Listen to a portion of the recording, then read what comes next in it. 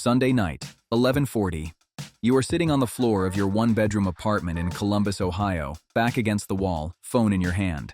On the screen is a list you just finished typing. Everything you own. 20 lines, a mattress, a work laptop, one pan, one pot, 2 plates, a winter coat, a toolbox, your grandfather's hand plane, the wooden one he used to square up doors. The list fits on one screen. You don't even have to scroll. Then you close the list and open your banking app because there is a second number you like to look at. Total owed, $0. No car payment, no phone payment, no paying for installments on a jacket you don't even remember buying. On the first of the month, nothing leaves this account unless you send it yourself. 2 years ago, you could not have typed that list. You tried to list everything once when the insurance company asked what you owned and gave up halfway through the bedroom closet because there was too much to write down. 2 years ago, 14 different companies pulled money out of this same account every month, and the first of the month was the day you were afraid to look at your phone. So let's go back 2 years, to the version of you who owned a few hundred things and none of them outright. The headphones came first, $89, and at checkout the screen offered a gentler version of that, 4 payments of $19. No interest. 1 tap. The first payment would not even happen today. You tapped. And here is what you did not notice at the time. It did not feel like spending. Cash you can feel leaving your hand. This felt like nothing at all, because the price was cut into 4 pieces and the first piece was a month away. Nothing about it touched today. A payment that feels like nothing is a very popular product, which is why the same offer now waits at every checkout. The watch, because you wanted to look put together at work, $23 a month. The standing desk, because your back hurts, $27. A projector instead of a TV, because a projector felt like the smarter buy, even though it was the same spending with a fancier name, $31. A new phone, $38. A mattress upgrade on an 18-month plan, $49. A jacket, split into 4 payments of $22. 5 streaming services that together take $61. A game console, $33. A robot vacuum, $26. And 6 more charges so small you would have to open the app to name them. None of those purchases was stupid. That is the part nobody says out loud. Each one, on its own, passed the test, because the only test you ever ran was the monthly number, and each monthly number was small. You make decent money. You work in the returns department of an appliance distributor off Route 33, checking in the boxes people send back. $58,000 a year, and after taxes about $3,660 lands in your account each month. Against that, a $19 payment is a rounding error. All 14 together are not. Together they come to $517 a month, before rent, before food, before the lights. The job should have warned you, honestly. 8 hours a day you scan returns. An air fryer, opened once, grease still on the handle. A massage gun, tag attached. A karaoke machine somebody bought at midnight and shipped back sober. You see the whole life cycle of a purchase. Want it, tap it, regret it, box it, and you never once connected it to the packages showing up at your own door. Other people's mistakes come down a conveyor belt. Yours come with free shipping. Derek sits 2 desks over in the same returns department. Derek is the friend everyone has. Louder truck, better weekends. His truck runs $684 a month, and he names the number without wincing because in his head a car payment stopped being a decision years ago. It is just a fact of the month, like rent. Everybody has a car payment. Everybody has the payments. That is just what a month costs. The payment stopped being background noise on a Tuesday in February. The dryer in your building broke, so you were at the laundromat on Cleveland Avenue, in a plastic chair watching your clothes go around. You open your banking app the way other people open a game. Balance, $81. It is the 24th. You get paid on the 1st of the month, and for once, instead of closing the app, you start writing the payments down. All 14. The watch, the desk, the projector, the phone, the mattress, the jacket, the console, the vacuum, the streaming, the 6 little ones you had to look up. $517 every month. And then the detail that makes your ears go hot. Every dollar of it pays for things you already have. Not 1 cent of that $517 buys you anything new this month. You are renting your own past. The other side of the ledger says $4,900 in remaining balances. That is the full price of making all 14 payments stop. And before you decide you are uniquely broken, look at the country. The credit bureaus say the average American who carries a credit card balance owes about $10,500 on it, so you are not even the cautionary tale. 1 in 5 Americans with a credit file has financed something through buy now, pay later. The CFPB, the government agency that tracks those loans, says the average purchase is around $135. People are splitting grocery-sized bills into 4 payments. You sat in that plastic chair and understood you were one of them. Then the dryer buzzed, and you folded your clothes and went home. Nothing changed that night.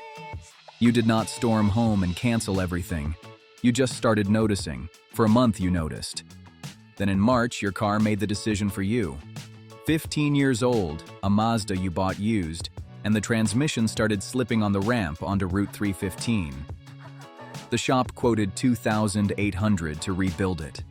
The car itself was worth maybe $2,100. The mechanic said what mechanics say. Honestly, I would put that money towards something newer. Everyone agreed with the mechanic. Derek from the next desk said it plainest. Just get the payment, man. Everybody has a car payment. It is like rent. You stop feeling it.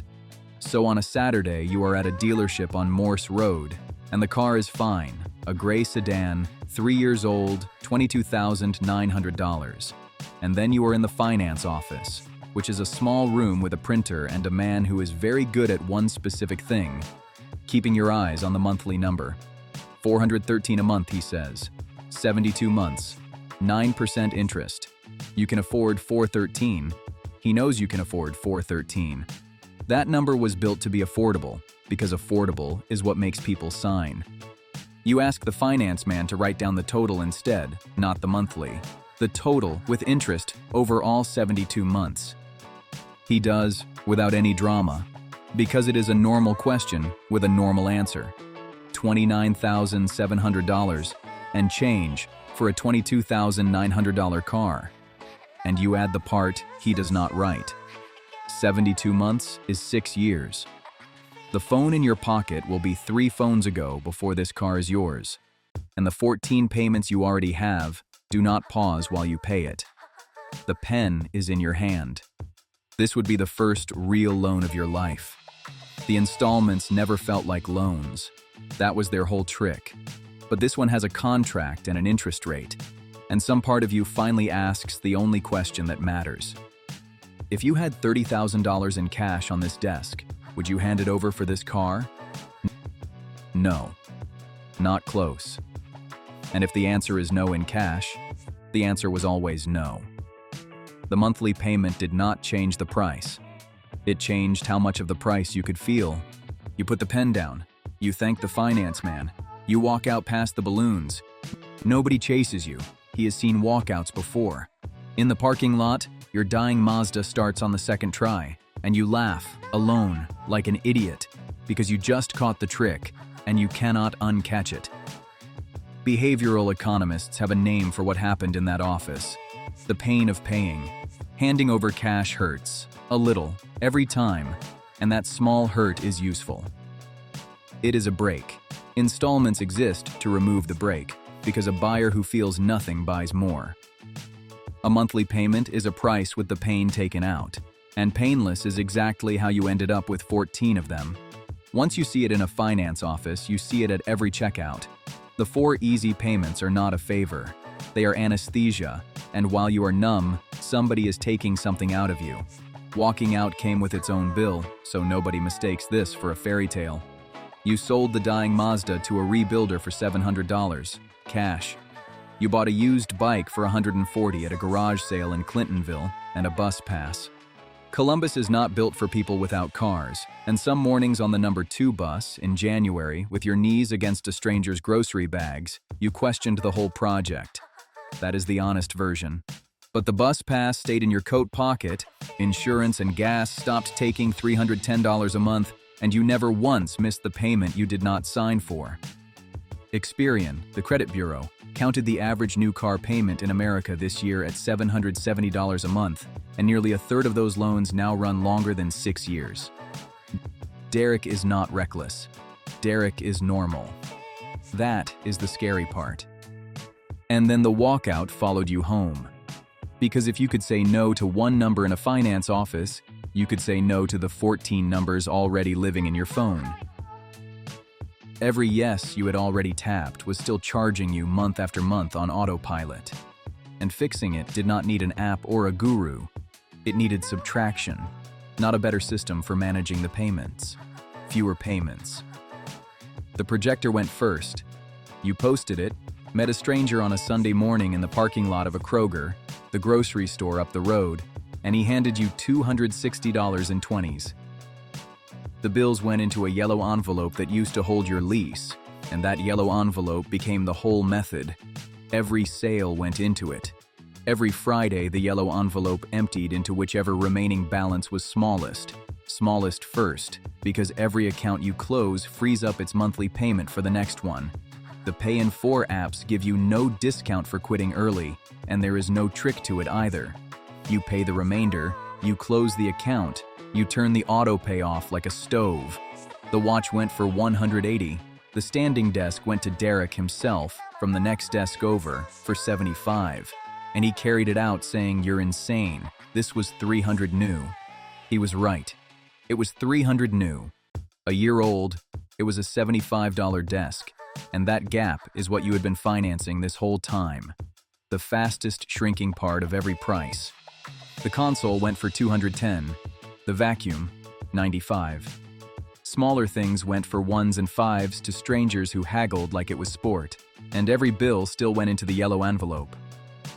By the end, the yellow envelope had moved about $2,300, and the rest came out of the $517 a month that, payment by payment, stopped leaving. 14 payments became 11, then 7, then 4. Watching the count fall worked on you in a way the balance number never did. 11 felt different from 14 in your body, the way one less alarm in the morning feels different.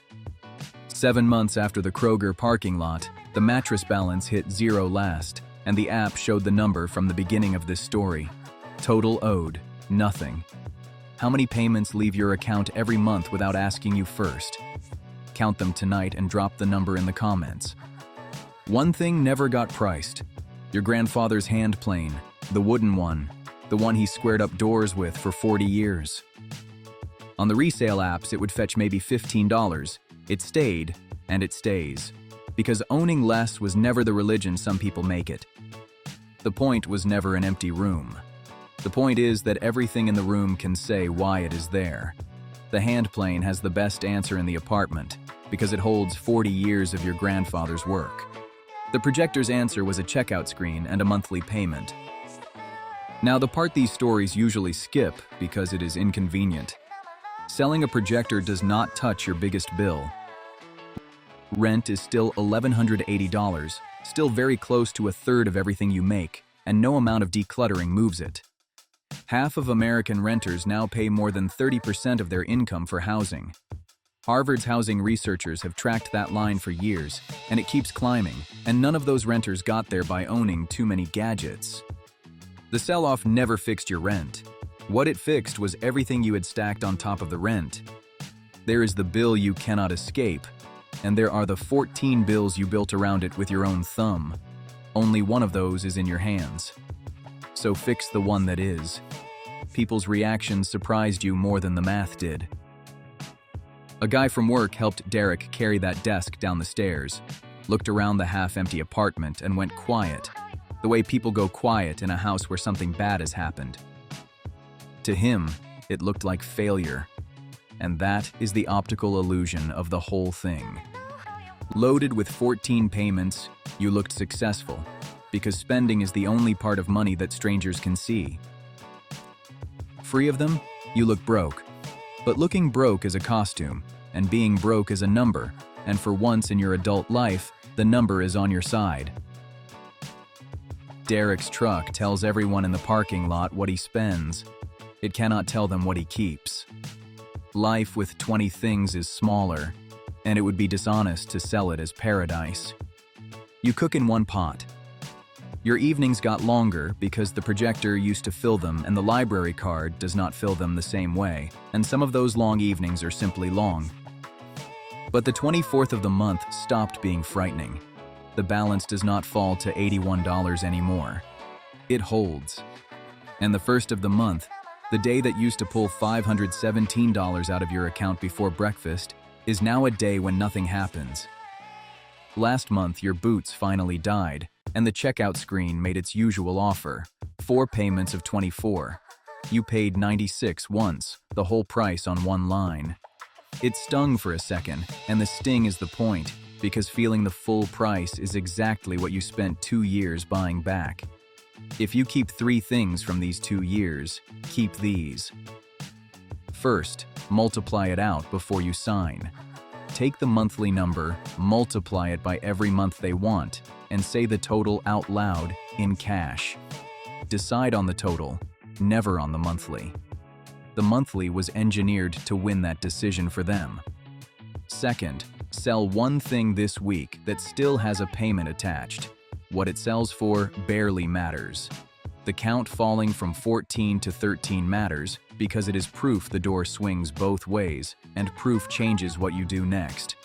Third, never finance anything that loses value. If it gets cheaper the moment you own it, pay cash or wait.